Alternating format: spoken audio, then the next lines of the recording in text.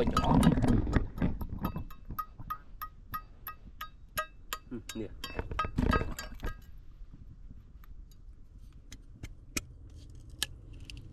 wow chui thùng thùng một cái đấy hôm nay lại tục bàn đi tôi mới nhìn vô không thấy đây thấy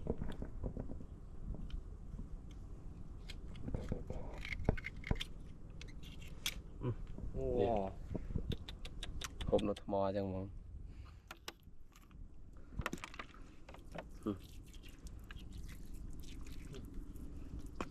chỉ lụa mất ăn rồi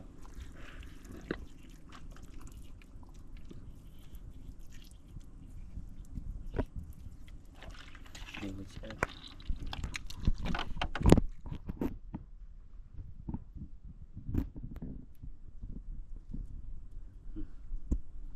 rồi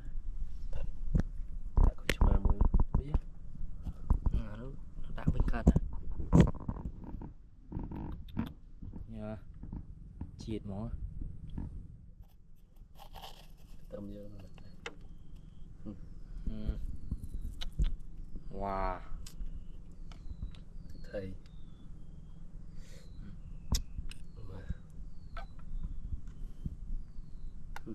mình đã tràn phê quá nên thấy hộp tới việc thật biết wow chia đấy chia đâu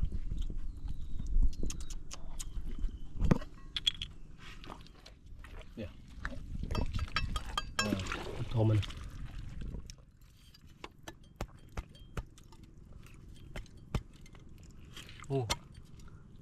wow chết nhá thô mà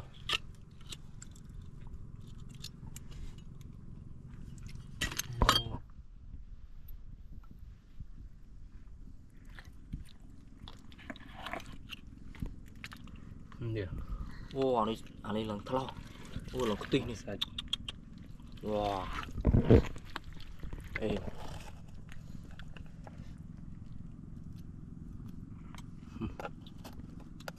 chiết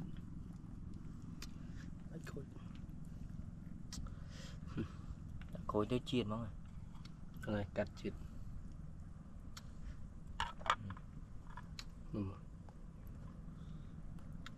không thể được kham rồi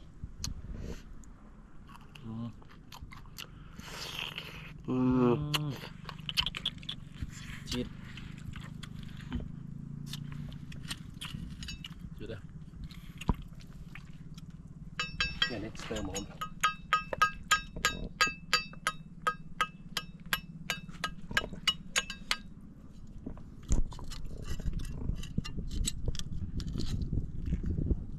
tụi bên đi tôi sẽ bỏ vào đấy nó bị chuột nó nè điểm điểm điểm này ô đi thùng chiên đời tụ kim máu nơi tụ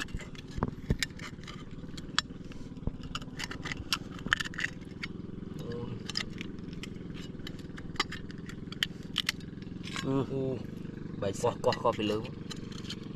bị lớn ok chiết không gì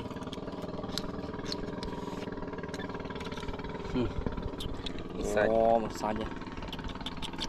bỏ có này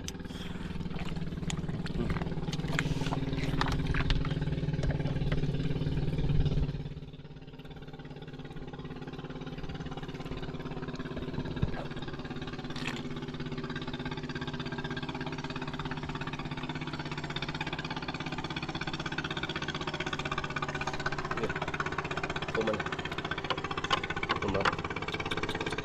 sẽ là quên bỏ mà này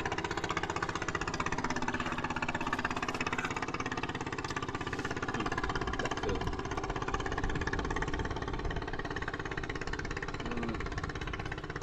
hòm thôi Ồ.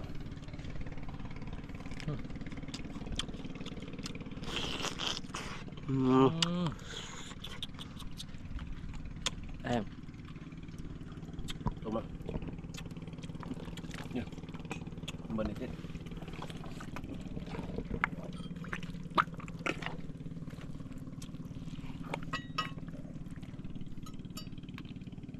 nổ hàng nổ thông thống à? Tỏ vô thực thầy từ này hàng đó. Nổ cái lấy alo mấy việc cái đau với tự nhiên quả đi thông thông đấy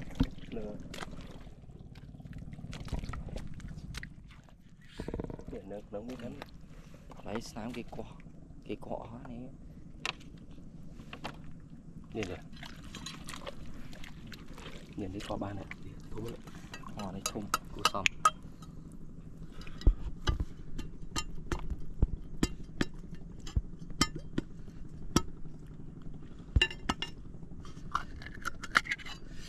chỉnh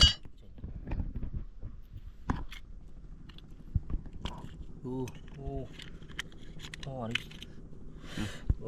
mới đi thỏ có này ngoài sạch khó này mưa quá lần đi quá bật hay quá là hít quá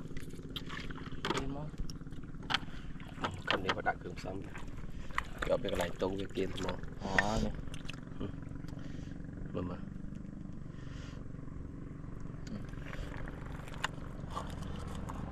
ô tô bị máu lứa đó này chồng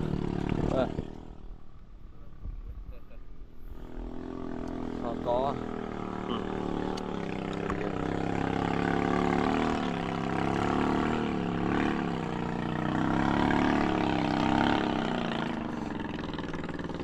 chẳng nó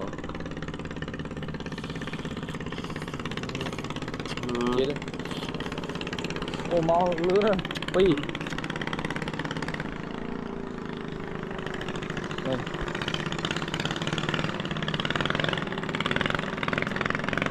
ồ em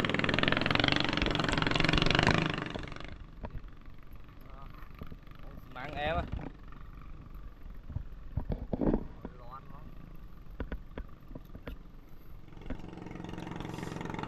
đây tôi nè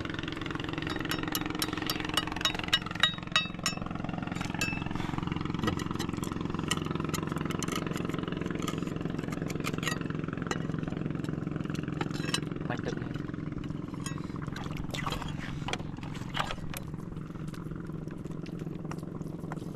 khỏe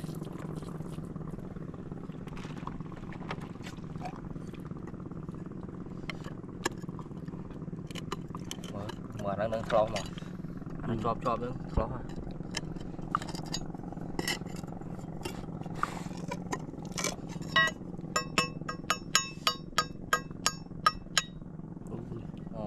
chanh như sao này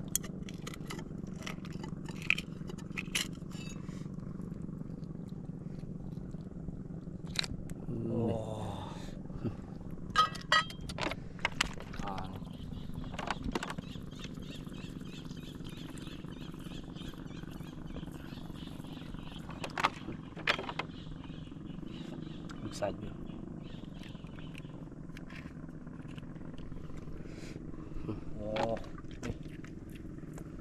sạch đỏ là đi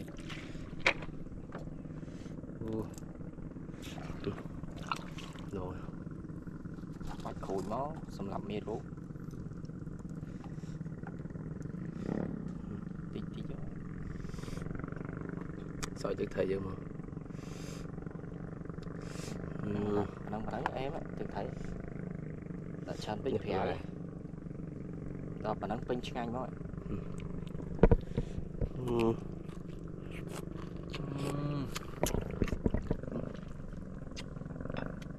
này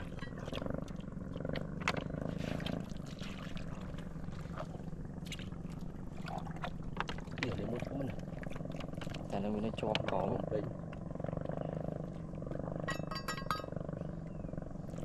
một lực vừa thực thấy thôi lưới chóp đang còn cáo có miếng này bây giờ không chưa không này đi ô này mặt nà đây món này tới đã xuống bùa rồi tại lại tốt cứ đã viên đó ạ cặp bốc khan đấy là đi thùng quáไอ้ปีจอบเนี่ยไตกว่าทุ่มอยู่ตัวทุ่ม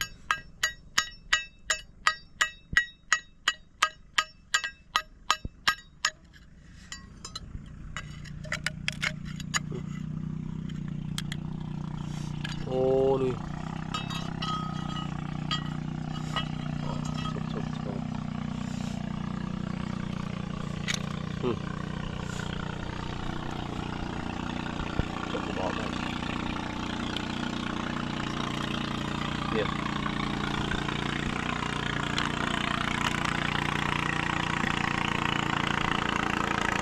cái lươn lươn đó đồ lươn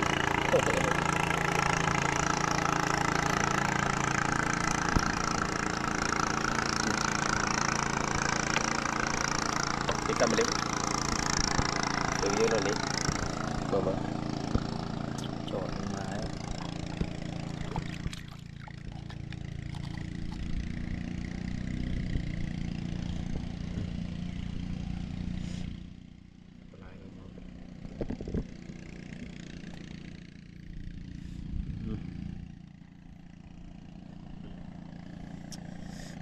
mặt kia đây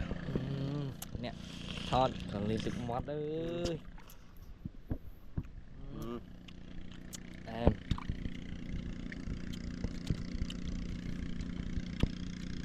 nhìn này chưa nhìn này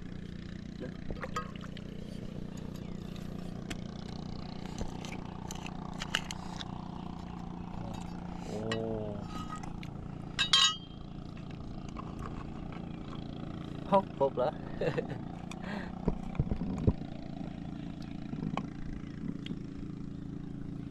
bằng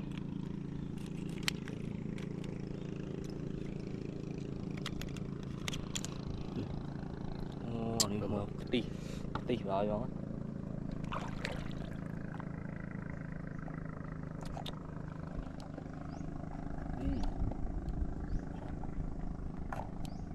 ta kháng luôn tao kháng can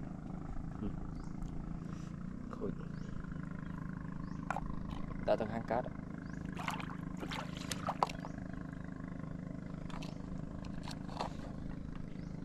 chắc tâm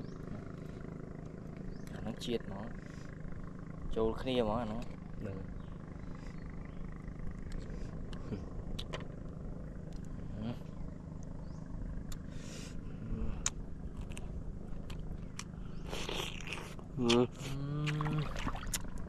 em đi được đi thôi thôi đi chán nó chọp kia cái nhỏ hóa mua mà mới là cái đam mưa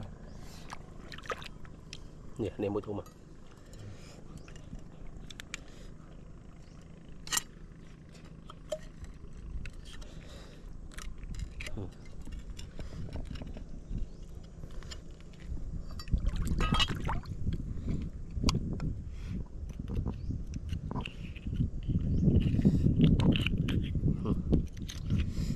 ô đi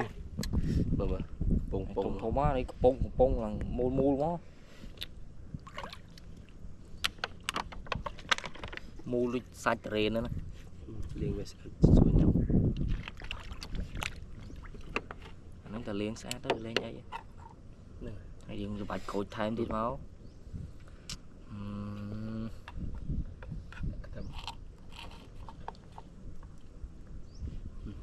man mà nè đã có thông thêm tí máu nó lại chứ thà